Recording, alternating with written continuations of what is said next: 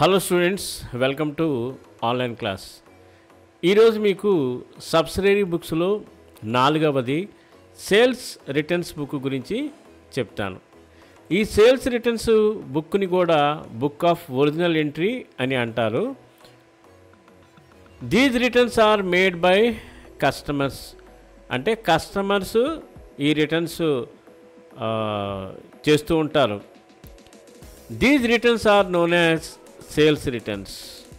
ఈ రిటర్న్స్ని మీరు సింపుల్గా రిసీవింగ్ రిటర్న్స్ అని గుర్తుపెట్టుకోండి. అంటే మీరు కనుక రిటర్న్స్ రిసీవ్ చేసుకుంటే, అంటే రిటర్న్స్ మీకు వస్తే వాటిని సేల్స్ రిటర్న్స్ అని అంటారు. The sales returns book is also called return inward book అని కూడా అంటారు. అంటే సేల్స్ రిటర్న్స్ బుక్ అని అనొచ్చు, రిటర్న్ ఇన్వర్డ్ బుక్ అని కూడా అనొచ్చు.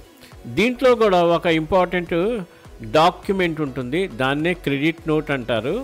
ఈ క్రెడిట్ నోటు ఈ సేల్స్ రిటర్న్స్ బుక్లో ఒక ప్రూఫ్, ఒక ఎవిడెన్స్గా తీసుకుని అన్ని ట్రాన్సాక్షన్స్ రికార్డ్ చేయడం జరుగుతుంది. ఓకేనా? రైట్. ఇప్పుడు ఈ సేల్స్ రిటర్న్స్ బుక్ యొక్క ఫార్మేట్ చూడండి. కింద date, particulars, credit note number, LF, amount. ఇక్కడ కూడా 5 కాలమ్సే వచ్చాయి, కానీ సేల్స్ రిటర్న్స్ బుక్లో ఏం రాయాలి? క్రెడిట్ నోట్ నంబర్ అని రాయాలి. అర్థమైంది కదా? ఓకే. దీంట్లో కూడా టూలు, బైలు ఉండవు, డెబిట్లు, క్రెడిట్లు ఉండవు. ఓకేనా? సరే, ఇప్పుడు మీకు ప్రాబ్లం ఒకటి ఎక్స్ప్లెయిన్ చేస్తాను. ఆ ప్రాబ్లం మొదటి నుండి చివరి వరకు స్కిప్ చేయకుండా చూడండి. సో ఇది problem. Record the following transactions in the sales returns book. ఓకేనా? సరే, ఇప్పుడు వెంటనే మనం ఒక టేబుల్ గీసేసుకుందాం. ఆ టేబుల్ ఏ రకంగా పోస్ట్ చేయాలో మీకు చూపిస్తాను. Okay. So format is ready. Sales returns book, date, particulars, credit note number, LF and amount. Okay. ఇప్పుడు సేల్స్ రిటర్న్స్ బుక్లో మనము ఇక్కడ ఏమి రాయాలి? ఓన్లీ పేర్లు మాత్రమే రాయాలి. సేల్స్ రిటర్న్స్ని ఎలా గుర్తుపెట్టుకోవాలని చెప్పాను? రిసీవింగ్ రిటర్న్స్ అని గుర్తుపెట్టుకోమని చెప్పాను. అంటే మీకు రిటర్న్స్ వస్తే, అంటే మీరు రిటర్న్స్ రిసీవ్ చేసుకుంటే దానిని సేల్స్ రిటర్న్స్ అని అంటారు. ఓకేనా? అయితే ఇప్పుడు ట్రాన్సాక్షన్స్ చూద్దాం. 2024 May 2 goods returned from Bhajan 4000. ఇక్కడ గూడ్స్ రిటర్న్డ్ ఫ్రమ్ భజన్ అంటే we are receiving returns. Receiving returns are known as sales returns. Sales returns ఏమవుతుంది? డెబిట్ అవుతుంది. సో జర్నల్ ఎంట్రీ ప్రకారము sales returns account debtor to Bhajan. కాబట్టి ఈ ట్రాన్సాక్షన్ సేల్స్ రిటర్న్స్ బుక్లో వస్తుంది. కాబట్టి డేట్ కాలంలో డేట్ వేసుకోండి, అలాగే పర్టికులర్స్ కాలంలో భజన్ అనే పేరు రాసుకోండి, అలాగే అమౌంట్ కాలంలో 4000 వేసుకోండి. Next 8th goods returned from Vishwam and co 5000. ఇక్కడ కూడా మనం రిసీవింగ్ రిటర్న్స్, అంటే రిటర్న్స్ని రిసీవ్ చేసుకుంటున్నాం. కాబట్టి sales returns account debtor to Vishwam and co account అనే జర్నల్ ఎంట్రీ వస్తుంది. కాబట్టి డేట్ కాలంలో 8th, పర్టికులర్స్ కాలంలో విశ్వం అండ్ కో, అమౌంట్ కాలంలో 5000 వేసుకోవాలి. రైట్. ఇప్పుడు 10th goods returned from Rajesh bros 7000. ఇది కూడా సేమే. Sales returns account debtor to Rajesh bros అంటే బ్రదర్స్ అనే జర్నల్ ఎంట్రీ వస్తుంది. కాబట్టి డేట్ కాలంలో 10th అని వేసుకోండి, పర్టికులర్స్ కాలంలో రాజేష్ బ్రోస్ అని వేసుకోండి, అమౌంట్ కాలంలో 7000 వేసుకోండి. Next 11th goods returned by money bros. పైన మూడిట్లో ఫ్రమ్ అని ఇచ్చాను, ఇక్కడ బై అని ఇచ్చాను. అంటే మనీ బ్రదర్స్ రిటర్న్ చేస్తున్నారు, అంటే మనకి రిటర్న్స్ వస్తున్నాయి. కాబట్టి బై అని పెట్టినప్పటికీ ఇవి సేల్స్ రిటర్న్సే అయ్యాయి. కాబట్టి జర్నల్ ఎంట్రీ ఎలా వస్తుంది? Sales returns account debtor to Mani bros అని వస్తుంది. ఓకే. అంటే ఇది కూడా సేల్స్ రిటర్న్స్ బుక్లో వస్తుంది. డేట్ కాలంలో డేట్ వేసుకోండి, 11th మనీ బ్రదర్స్, అమౌంట్ కాలంలో 4000 వేసుకోండి. రైట్. ఇప్పుడు 16th డేట్ చూడండి. Sachin returned goods.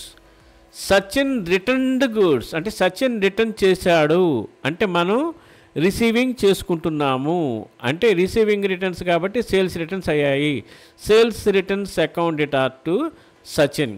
డేట్ కాలంలో 16 తీసుకోండి, అలాగే పర్టికులర్స్ కాలంలో సచిన్ పేరు రాసుకోండి, అమౌంట్ కాలంలో 3000 వేసుకోండి. ఓకే. ఇక 20th కేశవరాజ్ కో అంటే company returned goods. 16th 20 same ఒకటే, నేమ్స్ చేంజ్ అయ్యాయి కాబట్టి కేశవరాజు రిటర్న్ చేస్తున్నాడు, మనకి రిటర్న్స్ వస్తున్నాయి కాబట్టి మనము జనరల్ ఏం రాయాలి, sales returns account data to Keshavraj. కాబట్టి డేట్ కాలంలో 20 వేసుకోండి, పర్టికులర్స్లో కేశవరాజ్ అండ్ కో అని వేసుకోండి, అమౌంట్ కాలంలో 8000 వేసుకోండి. అన్నీ వేసుకున్న తర్వాత టోటల్ చేస్తే మీకు ఇక్కడ 31,000 వస్తుంది. దాని ఎదురుకుండా డేట్ కాలంలో May 31st అని వేసుకుని పర్టికులర్స్లో టోటల్ అని రాయాలి. సో ఈ రకంగా సేల్స్ రిటర్న్స్ బుక్ మనం ప్రిపేర్ చేస్తాము. ఓకే. ఈ వీడియో అర్థమైందని అనుకుంటాను. మరొకసారి మొదటి నుండి చివరి వరకు చూడండి. ఏదైనా డౌట్ వస్తే మళ్ళీ రివైండ్ చేసి చూడండి. ఇంకా డౌట్ కనుక మీకు తీరకపోతే ఖచ్చితంగా కామెంట్ బాక్స్లో కామెంట్ చేయండి. మీ డౌటు నేను క్లారిఫై చేస్తాను. నెక్స్ట్ వీడియోలో ఈ purchase book, sales book, purchase returns, sales returns 4 కలిపి ఒకేసారి లెక్క ఎలా చేయాలో మీకు చేసి చూపిస్తా. కానీ మనకి ఇంటర్ పబ్లిక్ ఎగ్జామ్స్లో ఓన్లీ 2 ఇస్తాడు. ఏవైనా 4 2 ప్రిపేర్ చేయమని చెప్తాడు.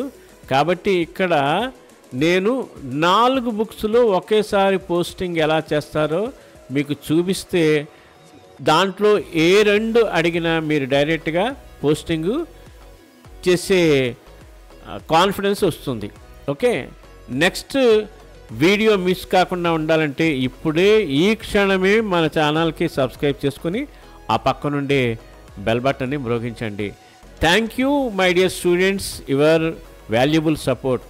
ఇంకొక విషయం, ఇటువంటి వండర్ఫుల్ వీడియోస్ని మిగతా కాలేజీలో చదివే మీ ఫ్రెండ్స్ అందరికీ కూడా తప్పకుండా దీన్ని షేర్ చేసి మన ఛానల్ని సపోర్ట్ చేయండి.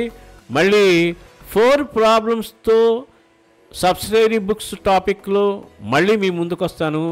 అంతవరకు bye bye, your Mohan sir. Thank you very much for your support.